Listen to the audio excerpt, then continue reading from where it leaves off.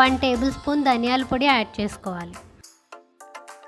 సన్నగా తరిగి పెట్టుకున్న కొత్తిమీర, పుదీనాను యాడ్ చేసుకోవాలి. ఒకసారి అన్నీ మిక్స్ చేసుకోవాలి. మనం ముందుగా వాష్ చేసి నానబెట్టుకున్న బాస్మతి రైస్ని యాడ్ చేసుకోవాలి. బిర్యానీ మసాలా పౌడర్ని 1 ఫుల్ స్పూన్ యాడ్ చేసుకోవాలి. 1 కప్ రైస్కి 1.5 కప్ వాటర్ అన్నట్లుగా యాడ్ చేసుకోవాలి. నేను ఇక్కడ 3 కప్స్ రైస్ తీసుకున్నాను. దానికి తగ్గట్టుగా 4.5 కప్స్ వాటర్ని యాడ్ చేసుకున్నాను.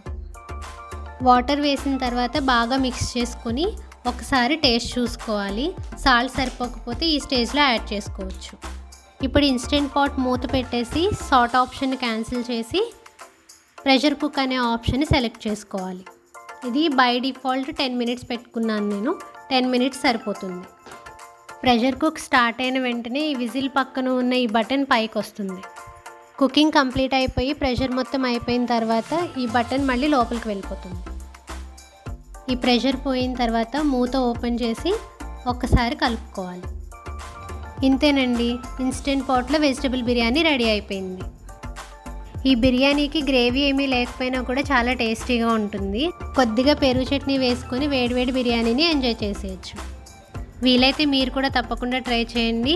మీ అభిప్రాయాన్ని కమెంట్ల రూపంలో తెలియజేయండి. ఈ వీడియో కనుక మీకు నచ్చినట్లయితే please subscribe, like and share. Next వీడియోలో మళ్ళీ కలుద్దాం. అప్పటి వరకు బాయ్ ఎవ్రీవన్.